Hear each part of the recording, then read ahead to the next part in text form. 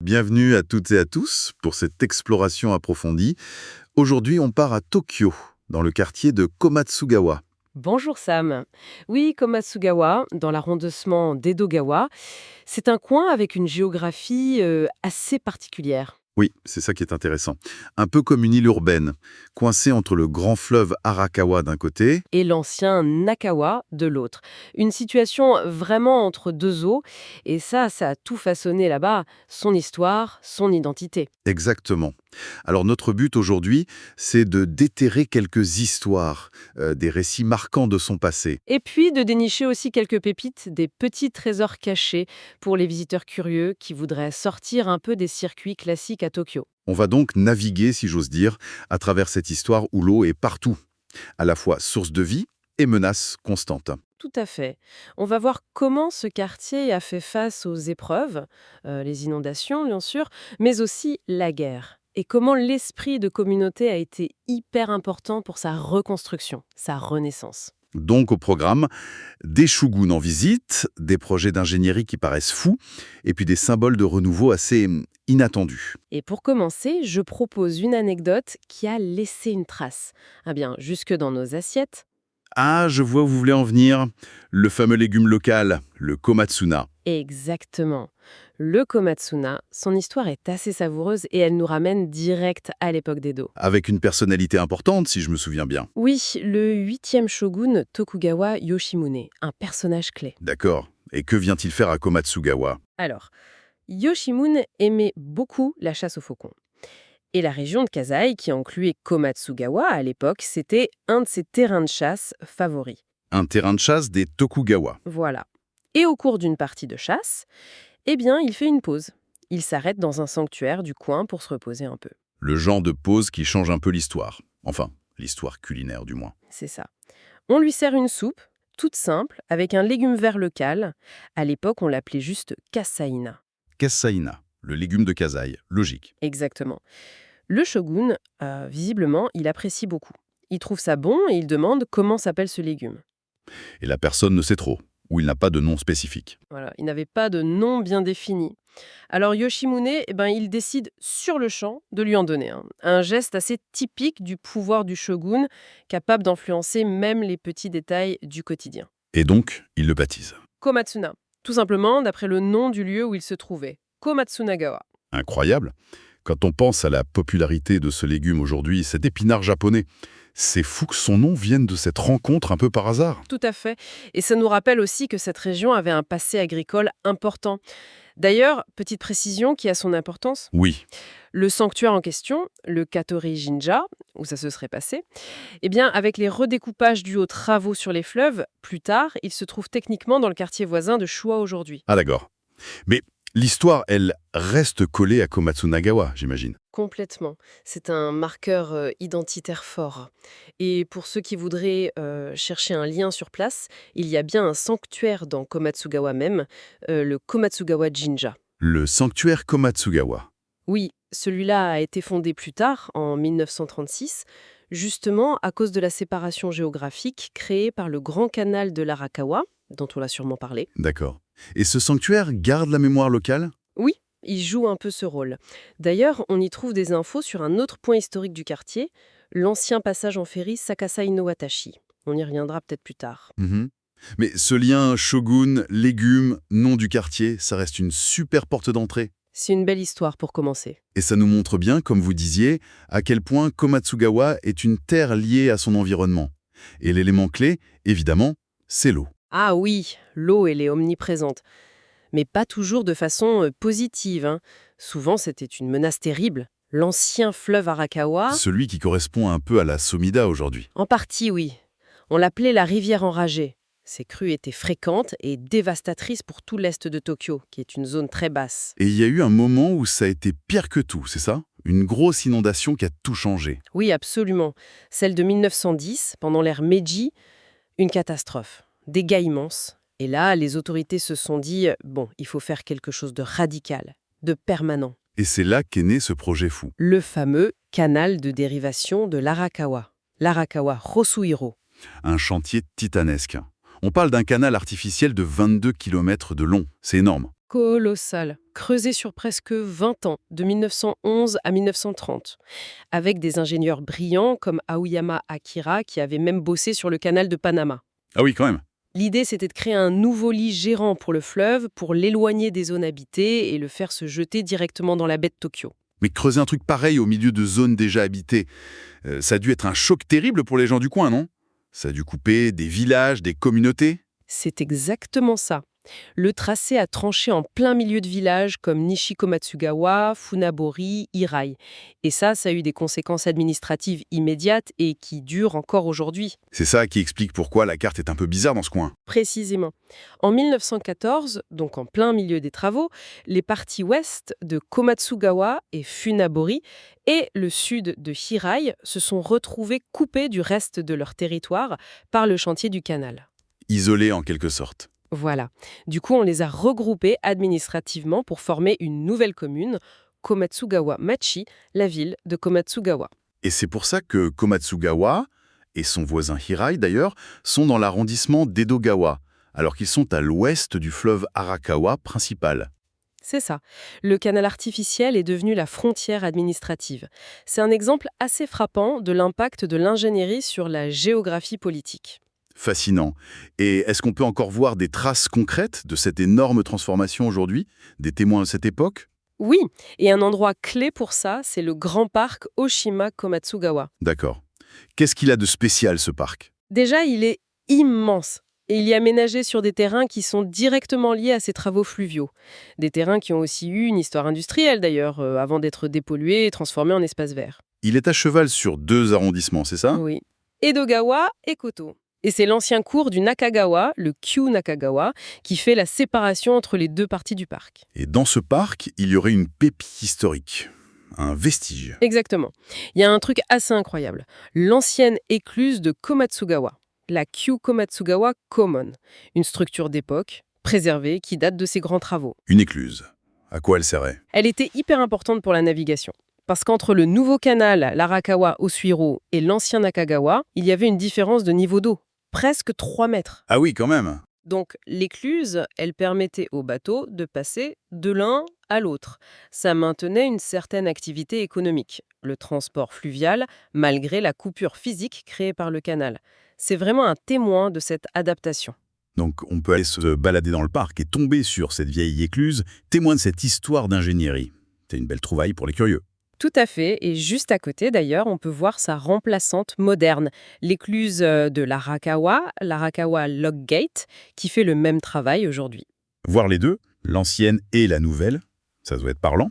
Oui, ça montre bien que la gestion de l'eau, c'est toujours une préoccupation majeure dans ce secteur. On est passé de la lutte contre les inondations à une ingénierie de contrôle assez sophistiquée. Une sacrée évolution. Mais dompter l'eau, ça n'a pas été le seul grand défi pour Komatsugawa au XXe siècle. Il y a eu une autre épreuve, beaucoup plus violente. Oui, là on aborde une page plus sombre, mais c'est essentiel pour comprendre le quartier tel qu'il est aujourd'hui. C'est l'impact de la Seconde Guerre mondiale, et surtout la reconstruction qui a suivi. On pense évidemment au grand raid aérien sur Tokyo, le 10 mars 1945. Le Tokyo Daikoshu. Ça a été terrible pour les quartiers est de la ville, et Komatsugawa n'a pas été épargné, loin de là. Les chiffres sont effrayants. Pour tout Edogawa, on parle de plus de 11 000 bâtiments détruits. Et des vies perdues. Près de 800 morts juste dans le district de Komatsugawa, c'est énorme. La mairie d'arrondissement a brûlé, des usines importantes rasées, comme celle de Yoshida Kogyo. Le futur YK, oui, le géant des fermetures éclairs. Imaginez le chaos, la désolation après ça. Difficile, oui. Et face à ça, il a fallu reconstruire, mais pas n'importe comment, j'imagine. Non, justement, il ne s'agissait pas juste de rebâtir à l'identique. Il y a eu un énorme projet de réaménagement urbain qui a été pensé, le Kameido Ojima Komatsugawa Redevelopment Project.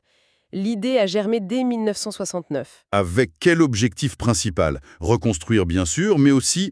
Aussi rendre la zone plus sûre, plus résiliente face aux catastrophes futures. Les inondations, bien sûr, toujours un risque dans cette zone très basse.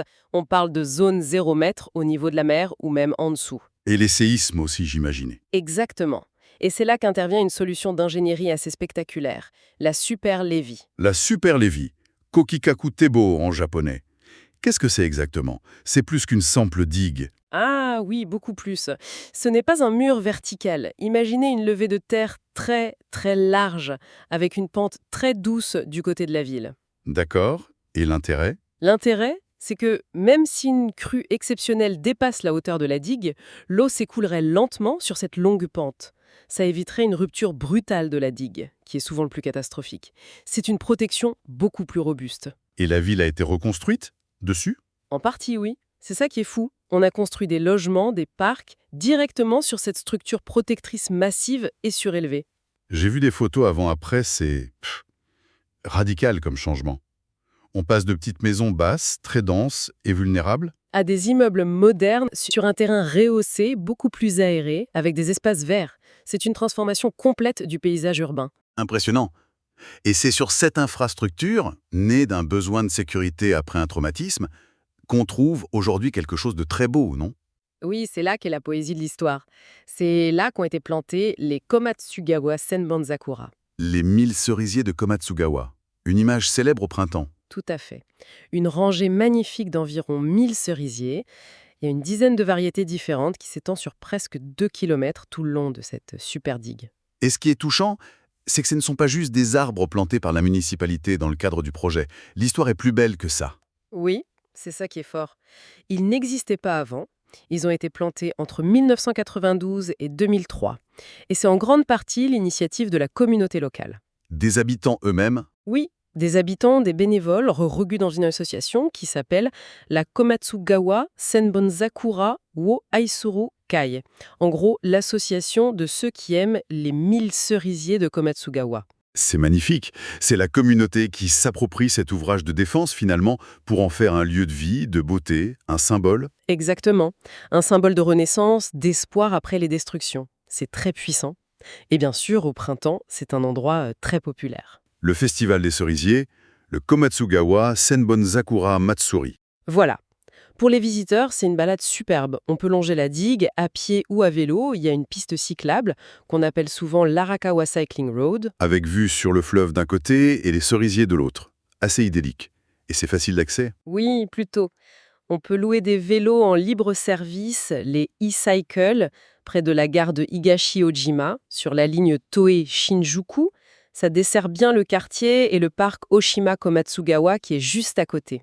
C'est une bonne idée d'activité. Nature, histoire récente, un peu de sport.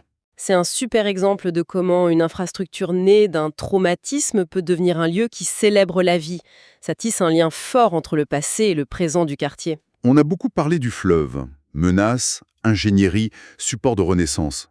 Mais avant tous ces ponts modernes, ces digues géantes, comment on faisait au quotidien? Comment on traversait? Bonne question. Ça nous ramène à des temps plus anciens. Avant l'ère moderne, le moyen essentiel pour traverser, c'était les ferrys, les watashi. Ah oui, les passages en barque. Exactement. Il faut se rappeler que le shogunat Tokugawa, il limitait volontairement la construction de grands ponts sur les fleuves comme le Nakagawa ou l'Edogawa. Pour des raisons de défense d'Edo, la capitale. C'est ça, une stratégie militaire en quelque sorte, donc les ferrys étaient indispensables. Et à Komatsugawa, il y en avait un très connu. Lequel? Le Sakasai no Watashi.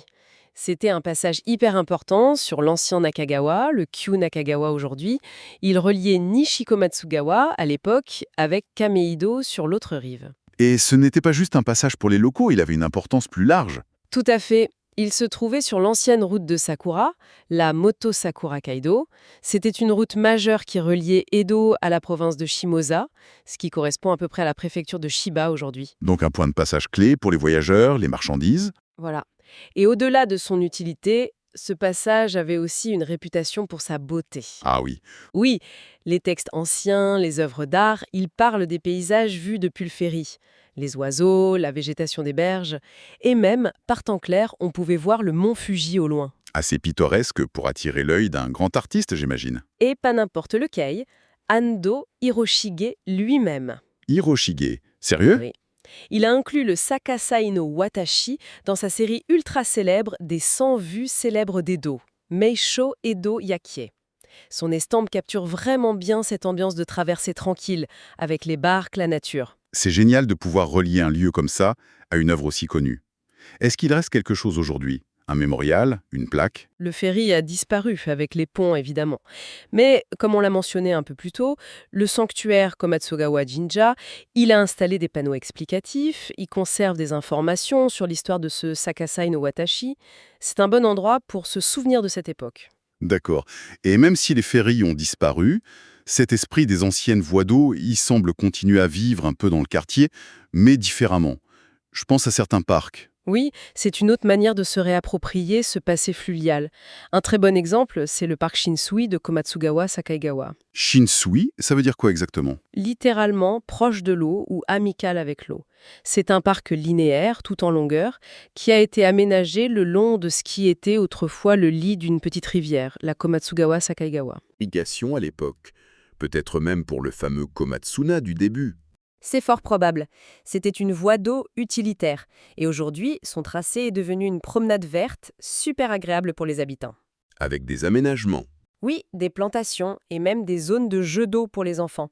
Apparemment, il y a un bateau pirate qui a beaucoup de succès. C'est sympa ça. C'est une belle façon d'intégrer l'histoire hydraulique dans la ville moderne. Au lieu d'effacer un ancien canal, on le transforme en espace de loisirs, de nature. Ça garde la mémoire du lieu tout en améliorant la vie quotidienne. C'est une forme d'adaptation assez intelligente, oui. On transforme des contraintes du passé en atouts pour aujourd'hui. Eh bien, quelle exploration riche. Si on essaie de résumer, Komatsugawa, c'est vraiment un quartier dont le destin est lié à l'eau sous toutes ses formes. Dangers, ressources, frontières redessinées par l'homme, et aujourd'hui espace de détente et de loisirs. C'est aussi une histoire de résilience, face aux catastrophes naturelles, les crues, mais aussi face à la destruction humaine pendant la guerre. Une capacité à toujours se relever. Tout à fait. Et on a vu comment des projets d'ingénierie massifs, comme le canal de dérivation ou la superlevée, ont complètement changé son visage. Souvent avec une implication forte des habitants dans la renaissance du quartier. Rappelons juste quelques pépites qu'on a découvertes, l'histoire du Komatsuna et du Shogun. L'ancienne écluse, ce vestige technique caché dans un parc, les 1000 cerisiers plantés par la communauté sur la digue, un symbole incroyable. Sans oublier le charme un peu désuet du passage Sakasai no Watashi immortalisé par Hiroshige. Et la transformation réussie de l'ancienne rivière Sakaigawa en parc Shinsui. Chaque lieu raconte une couche de cette histoire complexe. Ce qui nous amène peut-être à une dernière réflexion. Quand on se balade aujourd'hui le long de l'Arakawa, sous les cerisiers de la superlevée, est-ce que notre regard change quand on sait tout ce qui se cache en dessous? C'est une bonne question. Réaliser que ce sol a connu les visites des shoguns, la violence des inondations, les bombes, mais aussi l'effort gigantesque de la reconstruction, et puis l'envie des gens d'embellir leur propre quartier. Ça invite peut-être à se demander combien d'histoires comme ça, un peu invisibles au premier coup d'œil, nos villes modernes portent en elles. Quelles mémoires discrètes sont là, juste sous nos pieds, si on prend le temps de regarder un peu mieux, d'écouter un peu plus. Une pensée à garder en tête pour nos prochaines explorations, où qu'elles nous mènent.